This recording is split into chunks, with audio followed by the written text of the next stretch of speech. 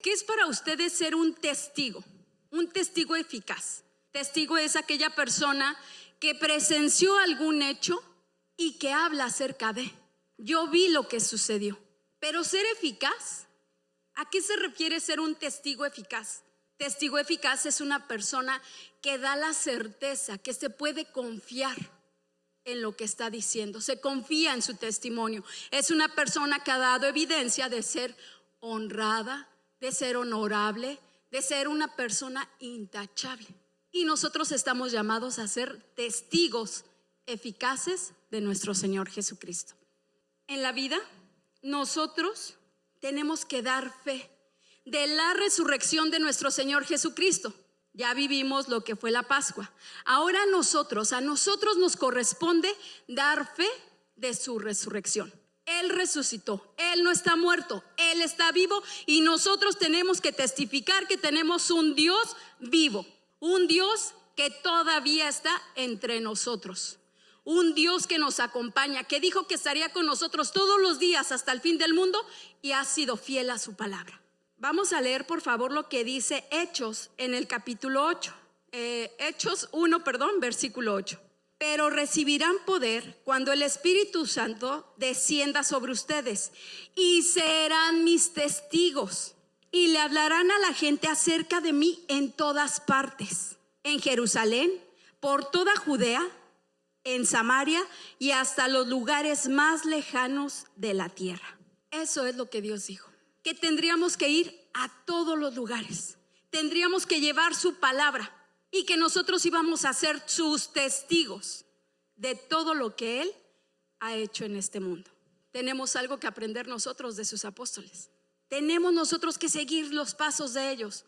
No nos podemos quedar así de, bueno, sí, vamos a esperar el siguiente año para vivir nuevamente la Pascua. Recordemos que Jesús es nuestra Pascua. Así es que lo vivimos día a día. Si alguno de sus amigos o algún familiar les preguntáramos nosotros, oye, Cris es seguidora de Cristo, ¿cómo se comporta? ¿Qué creen que nos pudieran decir? Es una persona confiable, es una persona intachable, es una persona honesta, es una persona que da fe y legalidad de las cosas. No miente, no roba, no dice nada que vaya en contra de la verdad. ¿Se puede decir eso de cada uno de nosotros? No preguntemos entre los de aquí, sino preguntémosle a los de afuera. ¿Se pudiera decir eso de cada uno de nosotros? ¿Realmente somos intachables? ¿Realmente somos testigos? ¿Podemos testificar de las grandezas de Dios? Qué pregunta tan fuerte, ¿verdad? Pero no se preocupen, Dios sabe que seguimos siendo humanos y que nos vamos a equivocar. Él lo sabe. Él lo que quiere es nuestro corazón, que tengamos esa disposición de morir a nosotros para que viva Cristo en nosotros. Así es que el primer punto, tenemos que ser un testigo eficaz a través de la realidad de su resurrección. Esto lo podemos encontrar en Lucas, en el capítulo 24, versículo 44 al 48. Y dice, y les dijo, estas son las palabras que os hablé, estando aún con vosotros, que era necesario que se cumpliese todo lo que está escrito en la ley de Moisés, en los profetas y en los salmos. Entonces les abrió el entendimiento para que comprendiesen las escrituras, y les dijo, así está escrito. Y así fue necesario que el Cristo padeciese y resucitase de los muertos al tercer día, y que se predicase en su nombre el arrepentimiento y el perdón de los pecados en todas las naciones, comenzando desde Jerusalén. Y vosotros sois testigos en estas cosas. Aquí nos vuelve a decir que nosotros vamos a predicar y que nosotros vamos a ser sus testigos. Pero noten lo que dijo, abrió su entendimiento. ¿Cuántas veces no nos ha pasado que nosotros nos limitamos y decimos, no, es que, perdónenme, es que no quisiera orar yo porque pues no sé orar como muchos de los hermanos ya lo hacen, que citan versículos y que recitan alguna palabra de Dios? No se trata de eso, se trata de que hablemos desde nuestro corazón, porque el Señor es el que abre nuestro entendimiento. Y el Señor nos va a dar de qué orar a través de su Espíritu Santo. El Espíritu Santo que ya mora entre nosotros, porque todos los que estamos aquí hemos reconocido que Jesucristo es el Señor y es nuestro Salvador. Cuando nosotros dijimos, sí te acepto como mi Señor y mi Salvador, entonces el Espíritu Santo entró a morar en nosotros. Así es que el Espíritu Santo está en nosotros y Él es el que te da el entendimiento. No le hagas caso al enemigo. El enemigo constantemente te va a decir, no lo hagas, no tienes las cualidades, no estás capacitado para hacerlo. Pero nosotros testificamos que hay un Dios verdadero, un Dios que es fiel a su palabra. Así es que nosotros tenemos que hacer lo que la palabra de Dios dice y tenemos que hablar la verdad. ¿Quiénes son los testigos de todas estas cosas? Pues los apóstoles. Pasando los 3 días después de su crucifixión, Jesús resucita y está 40 días entre sus discípulos. Los evangelios nos dicen que estaba de repente con unos y de repente desaparecía y ya iba con otros y de repente se manifestaba a otros. Entonces, esto quiere decir que nuestro Señor resucitó y Él les dio la fe y la certeza a sus discípulos de que había resucitado. Nosotros creemos en ello. ¿Hay alguien que dice todo lo contrario? ¿O sí creen? Yo creo que nuestro Señor Jesús dijo, voy a tener que estar con ustedes otros 40 días. ¿Y para qué? ¿Para qué estar con ellos otros 40 días si ya había estado por 3 años? ¿Por qué 40 días más? Yo creo que esto fue porque nuestro Señor les dio todo lo teórico, toda la teoría en esos 3 años. Pero ahora venía la práctica, 40 días de práctica. Creo que es como un padre cuando enseña a su hijo a andar en bicicleta. El papá siempre va agarrando el asiento en la parte de atrás para que el hijo tome confianza, para que el hijo no se caiga. Y mientras va agarrando el asiento le va dando instrucciones y le va diciendo, equilibrio, no te vayas de lado, sostente, mantente recto. Creo que eso fue lo que nuestro Señor estuvo haciendo con sus discípulos. Los entrenó en la parte práctica. En Hechos 1 del versículo 1 al 3 dice, Teófilo, en mi primer libro te relaté todo lo que Jesús comenzó a hacer y a enseñar, hasta el día que fue llevado al cielo, después de haberles dado a todos sus apóstoles escogidos instrucciones adicionales por medio del Espíritu Santo.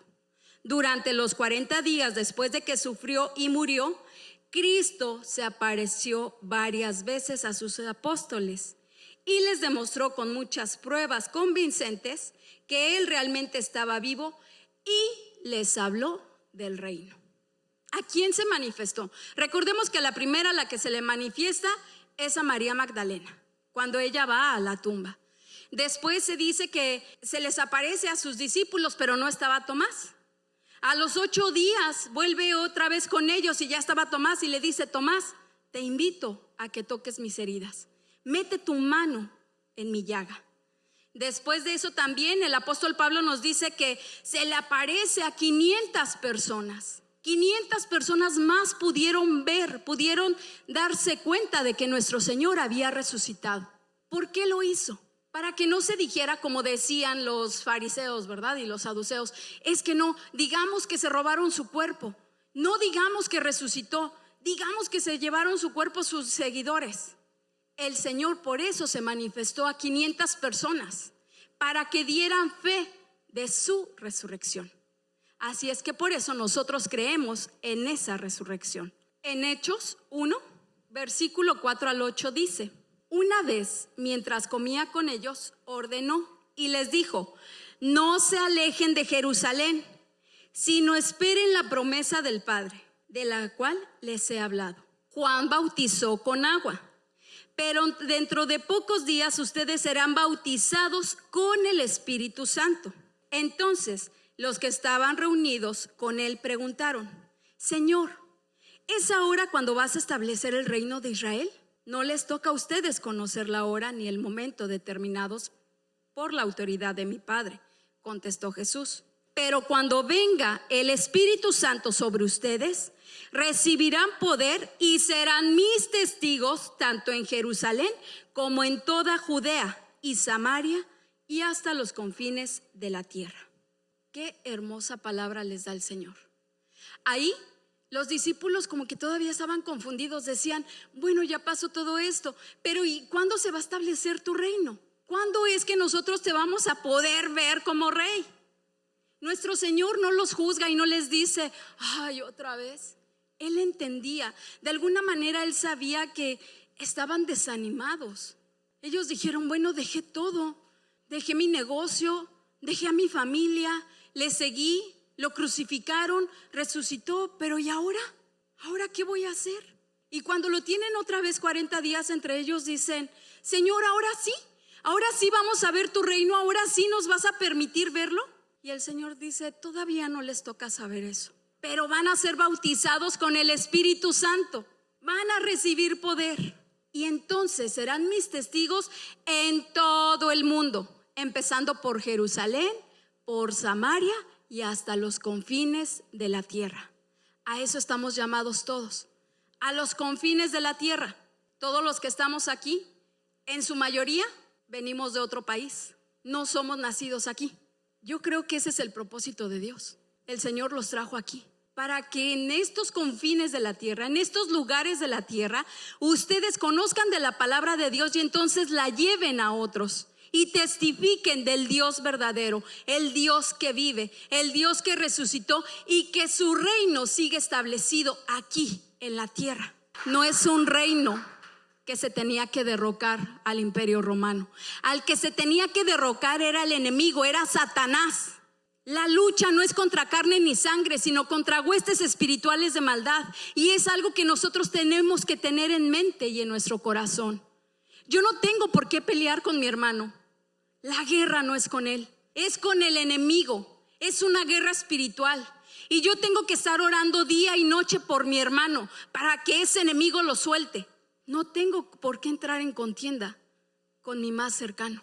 El enemigo hoy en día ha engañado. Mira, no te entiende tu esposo. Mira, no te entiende tu mujer. Mira cómo tus padres están en tu contra.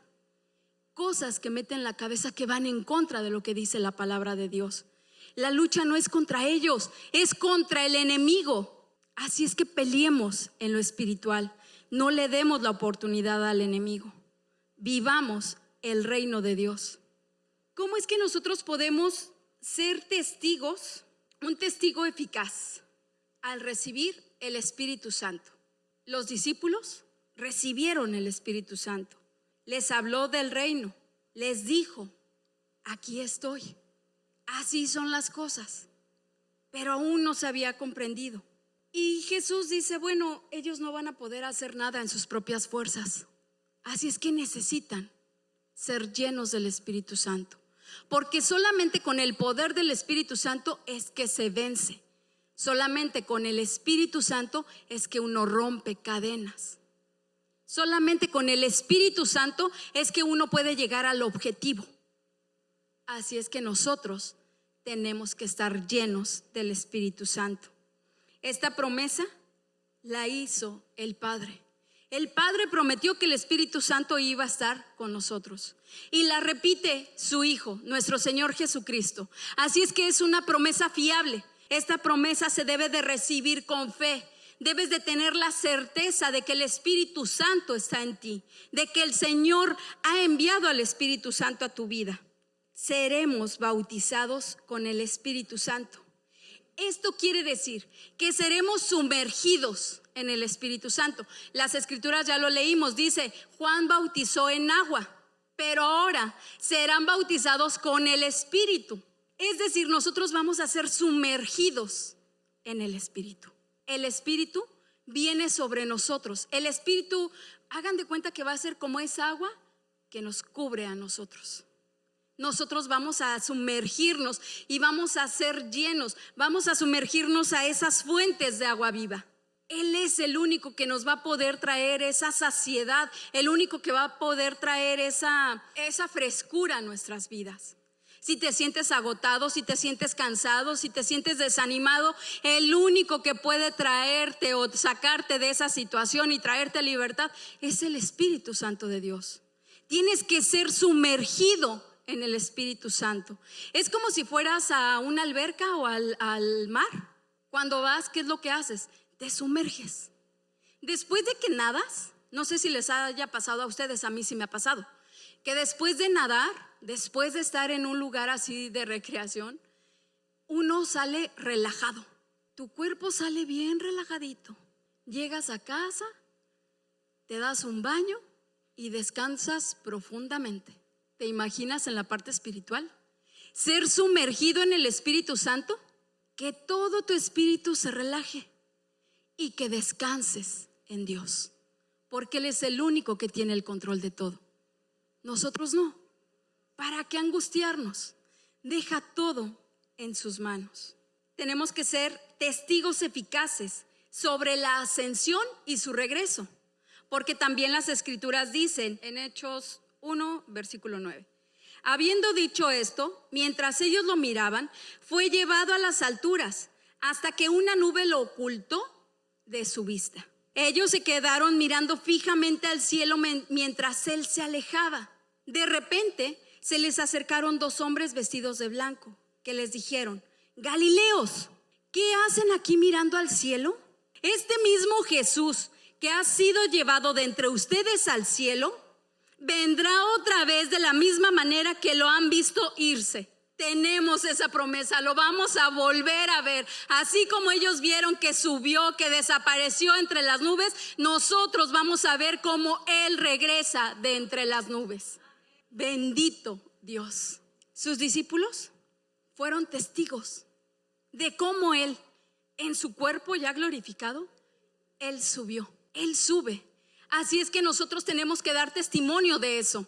Tenemos que testificar que Él tuvo una ascensión y que Él va a regresar, que no se va a quedar ahí, que Él va a volver nuevamente con nosotros. Después de esto, de esta nube, yo me imagino que es esa nube que Él cita las escrituras y que dice que es una nube de gloria llamada Shekinah. El Shekinah de Dios lo abrazó. El Shekinah de Dios envolvió a su hijo y de repente ya sus discípulos no lo vieron más. Ese Shekinah vamos a ser testigos nosotros. Vamos a ver esa nube de gloria cuando Él descienda nuevamente. Hermoso cuando podamos testificar esto. De la nada se les aparecen dos hombres. Se cree que estos dos hombres eran ángeles y estos dos ángeles les dicen: ¿qué hacen aquí? ¿Qué hacen quedándose así? Ya estuvo con ustedes 40 días. ¿Qué les dijo?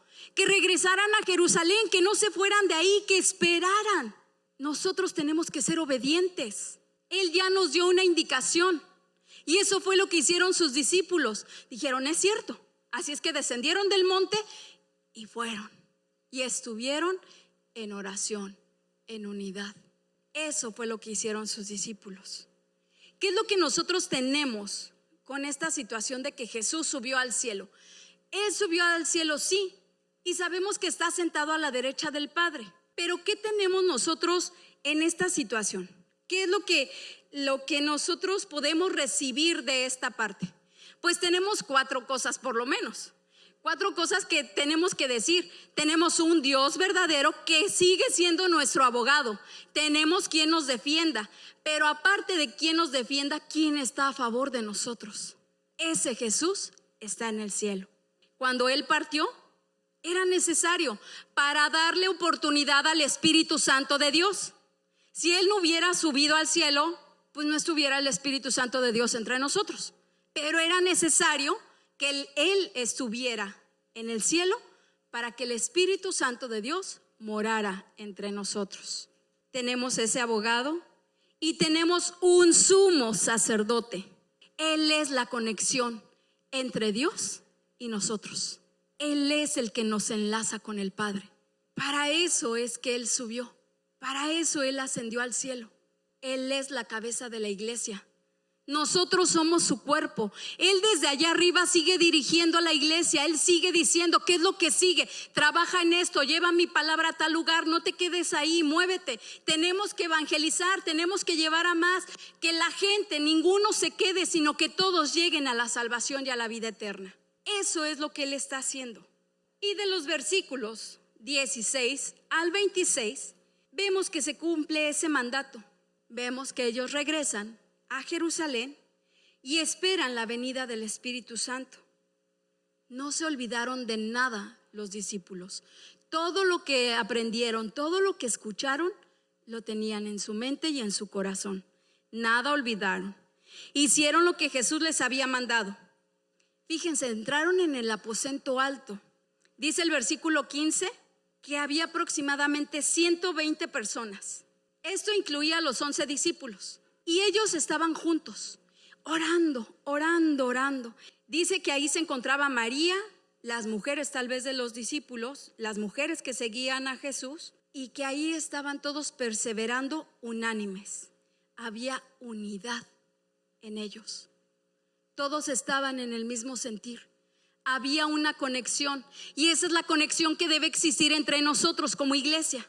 La unidad, esa conexión, ese amor, esa convivencia, para que entonces seamos nosotros embestidos del Espíritu Santo. ¿Qué había cambiado? ¿Ustedes creen que ellos eran... No, pues es que como ellos eran los discípulos y eran los seguidores de Cristo, pues por eso es de que ellos se llevaban bien. Pues nosotros como somos simples mortales y pues a lo mejor nosotros no. No, Pedro seguía siendo el mismo hombre, aquel hombre que había negado a nuestro Señor Jesucristo, que había mentido para salvarse.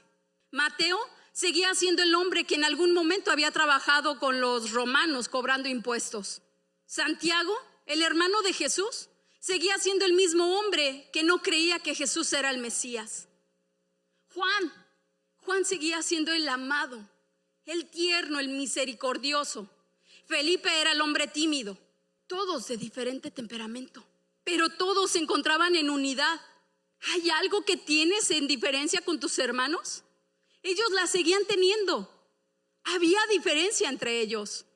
No eran iguales, pero ellos sabían que había una conexión espiritual, que la conexión es espiritual. Y eso es lo que Dios nos está hablando ahora. Y nos dice, necesito esa conexión espiritual entre ustedes. No hay que si yo me llevo bien con este, que si yo no me llevo bien con este, que si le hablo, que si no lo perdono, que si esto, que si aquello. No, somos su iglesia, somos sus elegidos. Tenemos que tener esa conexión, hacer el clic espiritualmente. Somos muy dados a pedirle a Dios, Señor ayúdame, Señor dame, Señor tráeme, Señor bendice, Señor cuida, Señor ve y tráeme. Lo agarramos como nuestro siervo. Pero ¿y nosotros? ¿En qué vencemos? ¿Dónde está nuestra disposición? Debe haber una conexión espiritual. El gran ejemplo, sus discípulos no eran iguales. Todos eran diferentes. Ten ese corazón dispuesto. Abre tu corazón y haz el compromiso de sumergirte en esas profundas aguas, en las aguas del Espíritu Santo. Comprométete con Dios y dile, Señor, el día de hoy decido sumergirme en tu espíritu. El día de hoy decido, Señor, ser menos yo y que seas más tú.